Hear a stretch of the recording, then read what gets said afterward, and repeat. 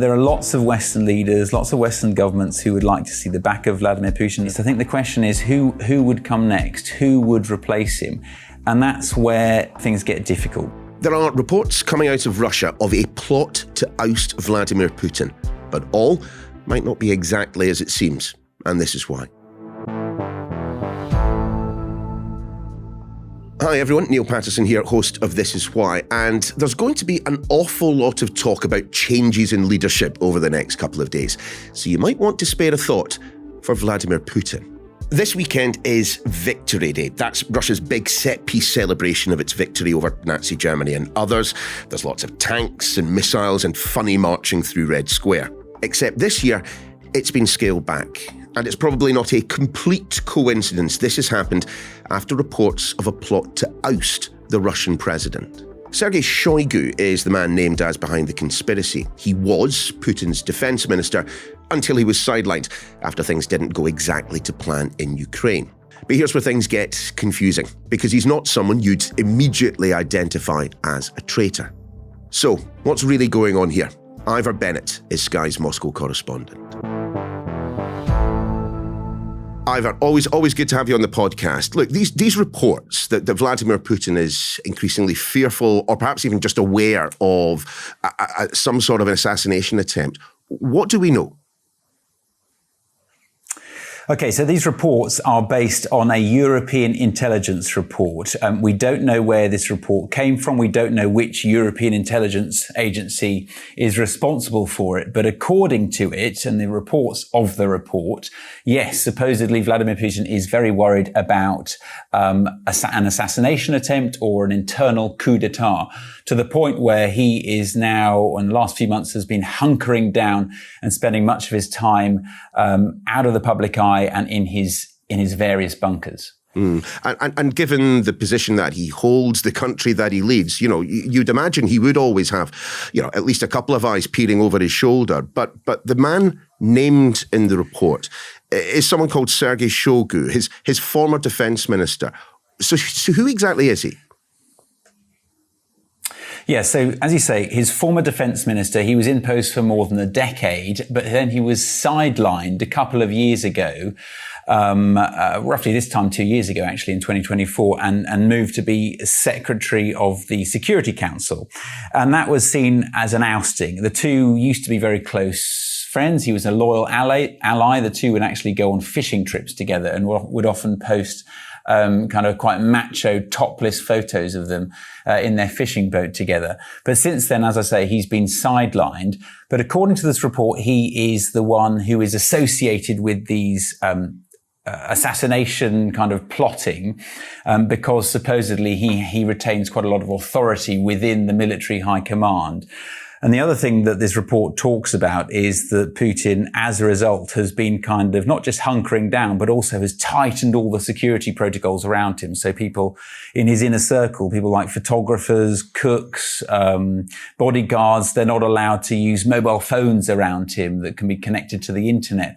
They're not allowed to use public transport, supposedly. And also, they've had surveillance cameras installed in their homes, according to this report. That's how paranoid Putin supposedly is right now. The report also says that Putin has cut down visits to his official residences outside Moscow, and he spends all his time, supposedly weeks on end, in this bunker in Krasnodar, which is in southern Russia near the Black Sea, where he's completely engaged and submerged in the kind of minutiae of his invasion of Ukraine. And supposedly he disappears for weeks at a time, but state media is then given kind of pre-recorded footage of him to play out on their news bulletins to project this image of normality and that everything actually is fine. Nobody panic. Just how accurate or credible do we actually think this report is? There are certainly some things that are believable. I think the paranoia that Putin is claimed to be showing is believable. I mean, look at events elsewhere. We've had Nicolas Maduro in Venezuela, a Putin ally. He's been toppled by the Trump administration. We've seen the assassination of Iran's supreme leader, again, another Putin ally.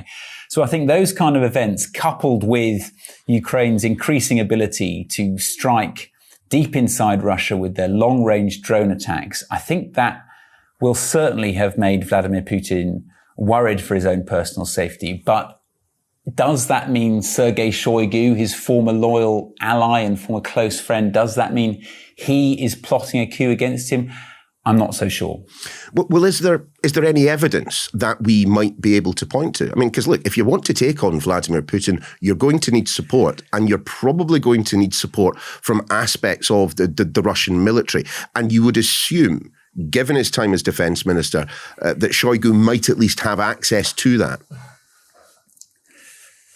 Well, that's the thinking in this report. That's the reasoning, that he used to be the head of the Ministry of Defense, and therefore he retains a lot of kind of loyalty and authority within the kind of military high command and the powers that be, the powers you would need to launch a coup.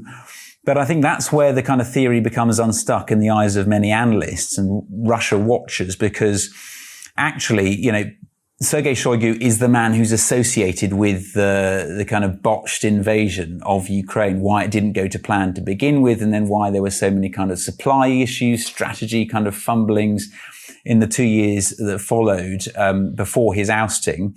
So that's one reason. And then secondly, his kind of former close associates and people he put in place within the kind of high command of the military since his ousting have themselves been ousted and kind of been subject to corruption cases.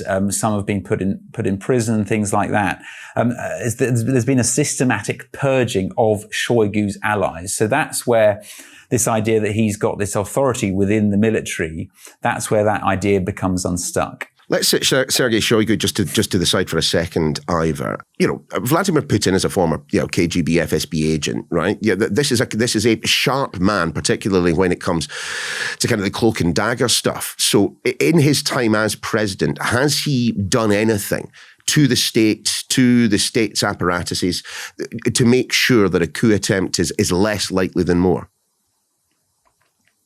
Oh yeah, absolutely. And as you say, his kind of KGB schooling will have taught him that. He's been in power, don't forget, for 26 years. It's a quarter of a century. It's an incredibly long time. And in that time, he has kind of centralized all power. Critics will say it's an authoritarian state, of course.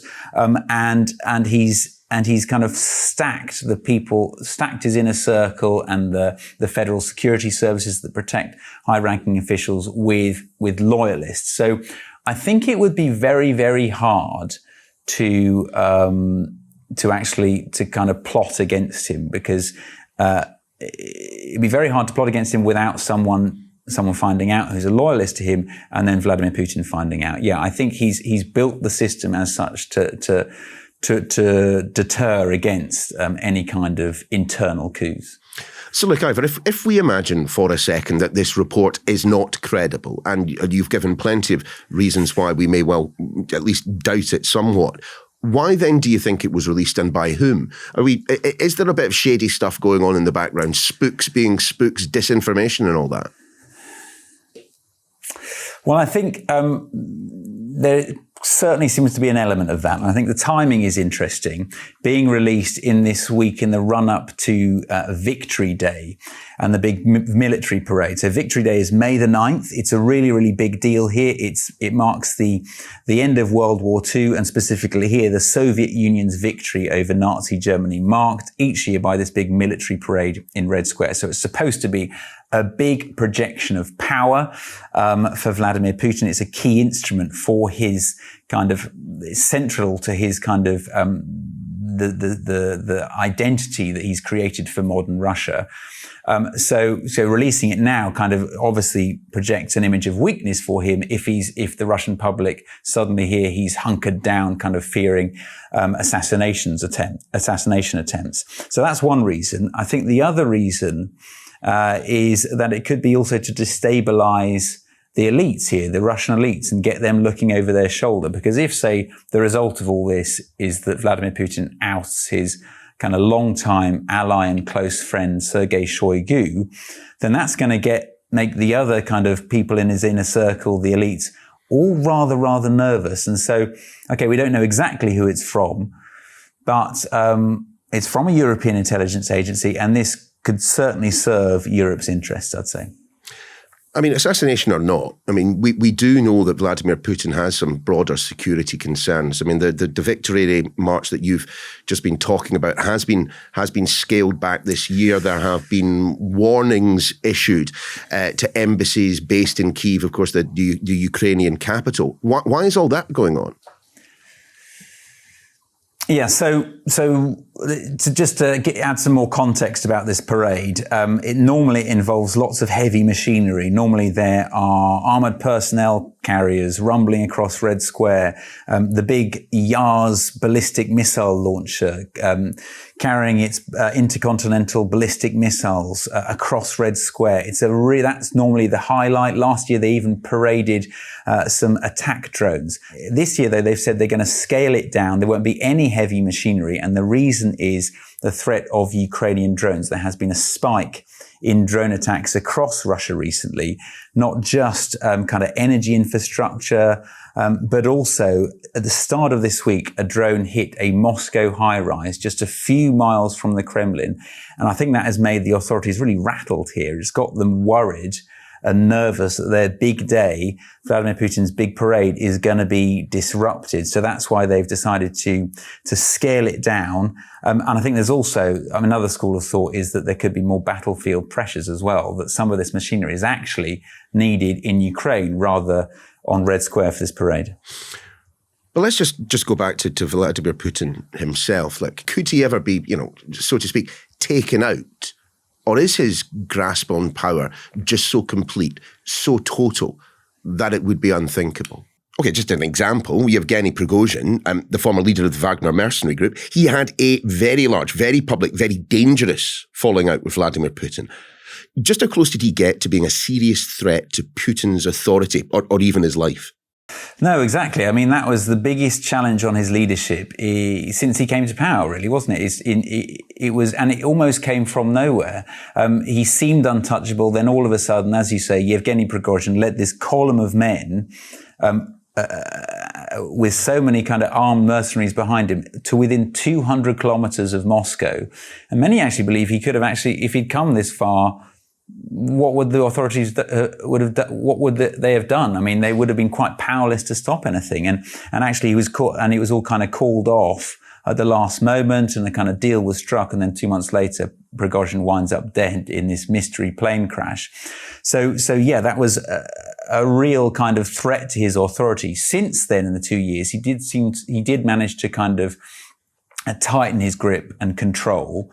But actually, I must say, in recent weeks, there seems to be a kind of shift in the atmosphere here for a number of reasons, because there have been a number of instances where high-profile people have kind of spoken out against what's happening. A lot of the complaints, including from a kind of former Putin loyalist, have been to do with the internet outages. There have been a lot of internet blackouts in recent weeks and months, supposedly to do with security, but his critics say that it's to do with Vladimir Putin wanting to tighten control and to suppress any dissent here.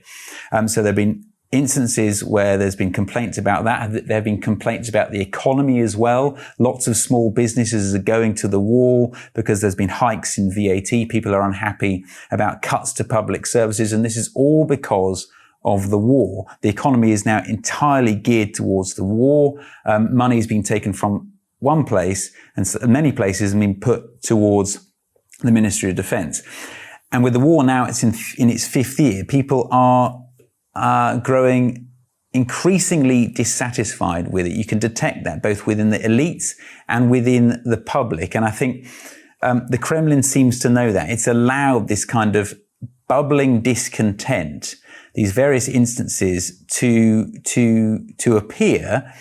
And that is rare. And I think the longer the war goes on, the longer, without any obvious benefits, the danger for Vladimir Putin certainly does increase, the danger and the threats to his rule.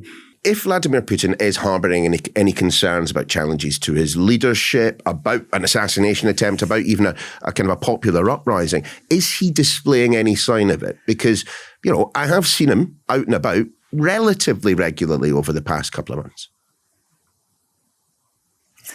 Yeah, that's right. He has been out and about, especially recently. He met Iran's foreign minister in St. Petersburg a couple of weeks ago, of course, and recently had an event in Moscow where he met members of Russia's indigenous community. So according to those images, everything's perfectly normal.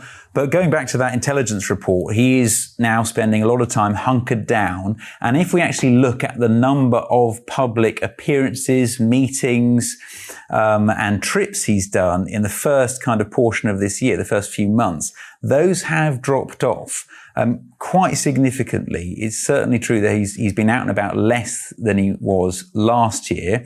And I think that certainly does reflect tighter security around him. And that is to be expected given events elsewhere in the world, with the toppling of Maduro, the assassination of Ayatollah Ali Khamenei, and also this kind of encroaching long-range drone attacks by Ukraine further into Russia. Here's one for you, Ive. I mean, look, clearly there are genuine concerns about the veracity of this intelligence report from an unnamed European intelligence agency. So, but it has done the rounds in terms of European media and indeed the kind of elites in the capitals. I mean, are we perhaps in the West guilty of a bit of wishful thinking? Yeah, I think that's certainly true. There are lots of Western leaders, lots of Western governments who would like to see the back of Vladimir Putin, of course.